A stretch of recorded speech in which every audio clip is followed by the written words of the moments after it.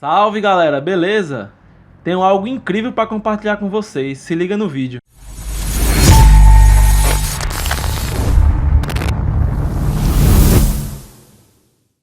Bom galera, me chamo Enaldo Júnior, tenho 25 anos, sou engenheiro civil recém-formado, sou namorado da Elinha, sou natural de Picuí, vivo na Lagoinha Natal.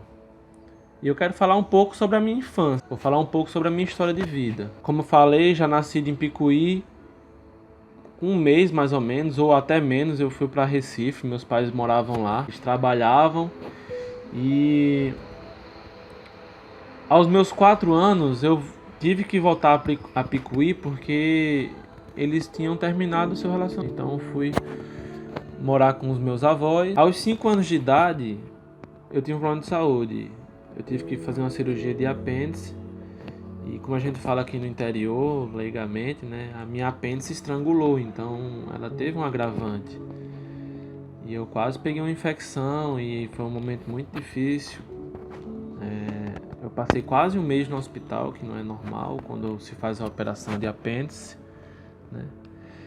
Ao sair, pouco tempo depois, creio que em 5, 6 meses depois que eu saí, eu era uma criança, e eu corri na rua e eu fui atropelado por um padre da minha cidade. Foi uma época bem difícil ter feito cirurgia. Nessa época ela frequentava a igreja batista. Eu sou de uma família inteiramente de católicos e ela passou creio que 2 anos lá. E foi um tempo que não veio a me forjar como eu não vou dizer que eu nasci num lar cristão protestante, né?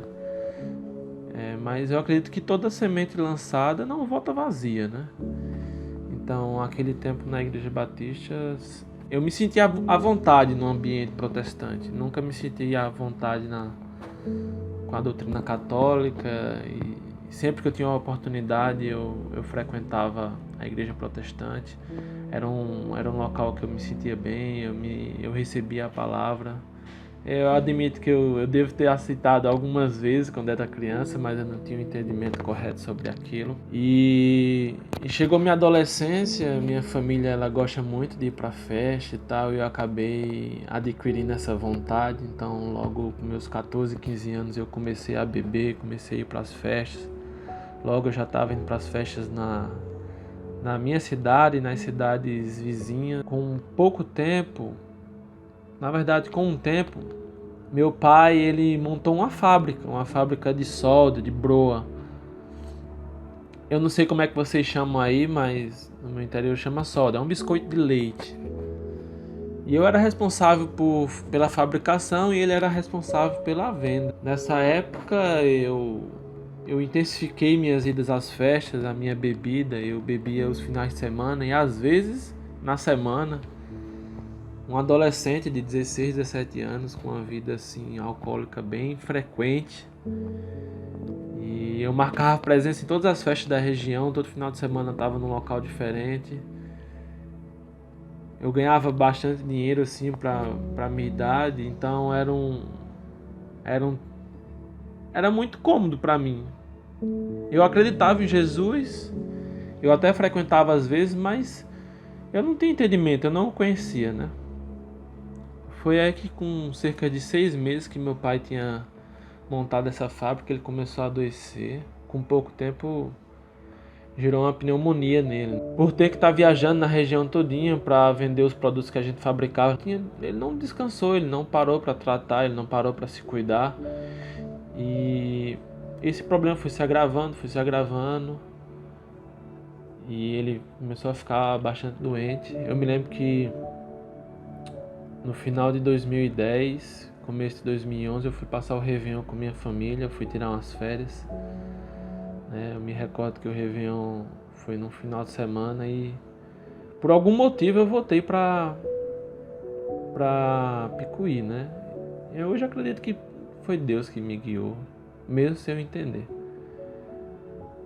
Quando eu cheguei em Picuí, meu pai já estava acamado, ele já não tinha mais condições de trabalhar, ele já estava um pouco Já estava um pouco grave, na verdade já estava grave o problema dele.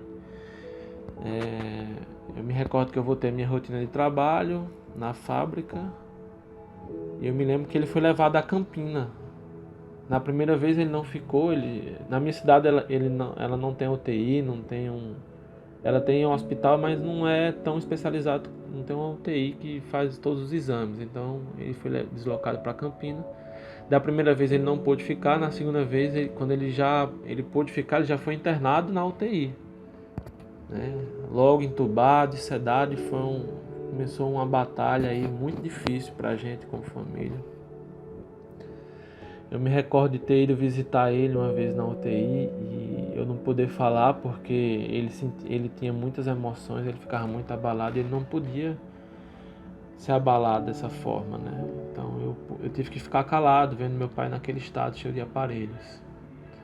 Então, na outra semana eu me recordo, ele tinha pequenas melhoras a cada dia, nada tão expressivo.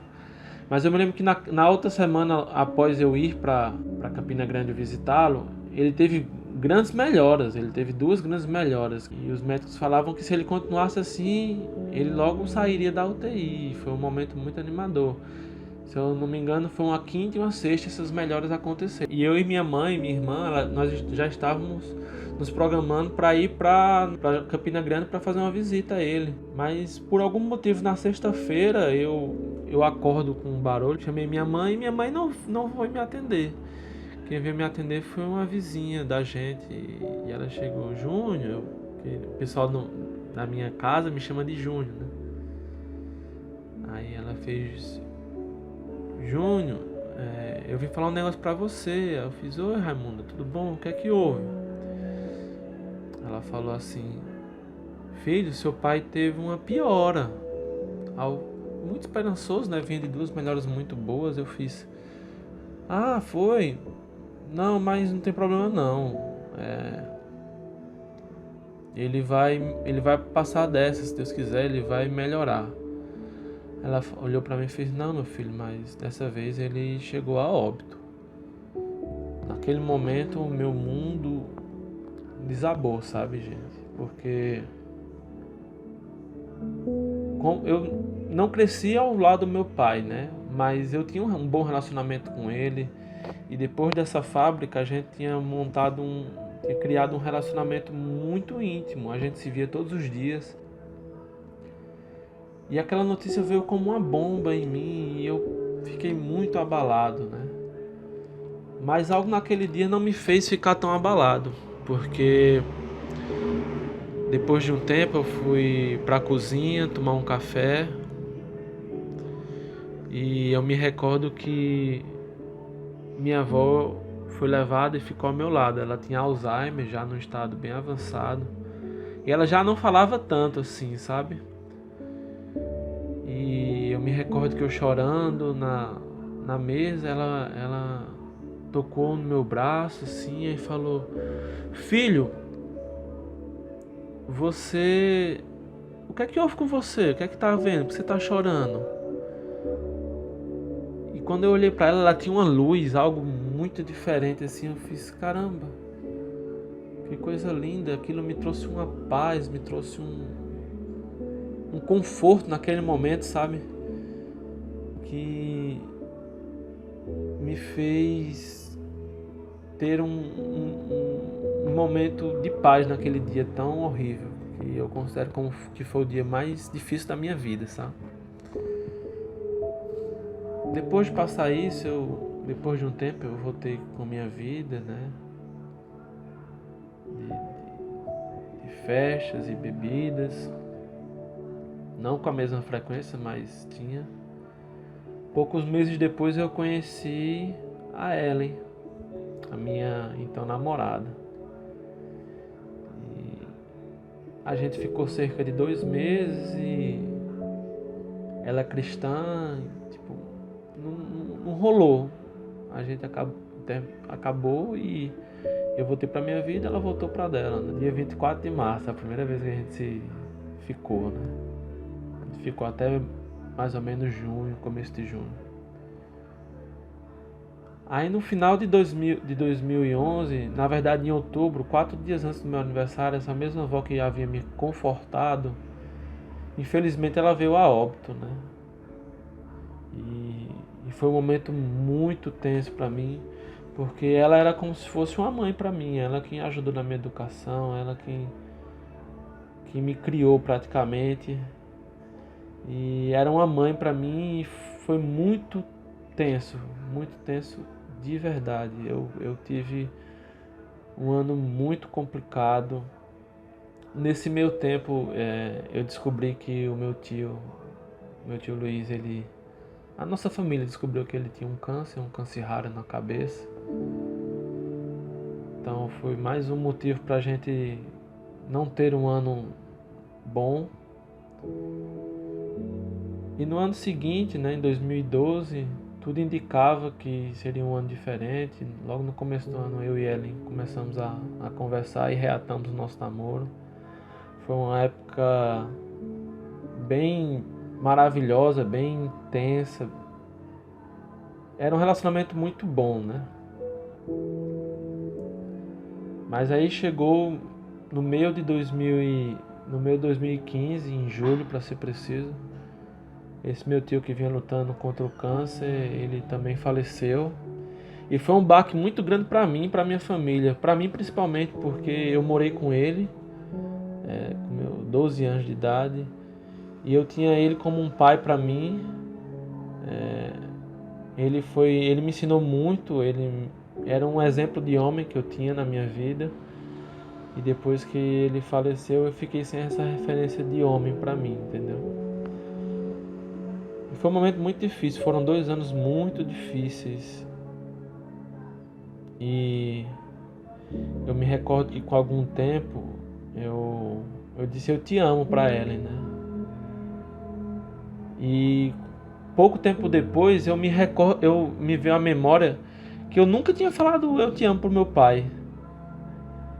E isso me deixou muito abalado. Isso era motivo de quando eu fosse bebê, alguém falasse do meu pai, eu já chorava. Eu falava que eu não tinha falado eu te amo, mas tinha falado pra minha namorada. E eu não conseguia aceitar isso.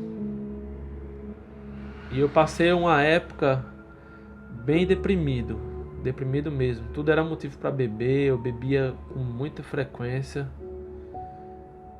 E tudo eu chorava, sempre que eu bebia, falasse o nome do meu pai, eu chorava. Então foi uma época muito difícil. Então, galera, essa foi a parte 1 do meu vídeo. Eu espero que vocês tenham gostado. Semana que vem eu solto a parte 2, falando sobre a minha chegada aqui em Natal, como tudo aconteceu. E espero que vocês tenham gostado.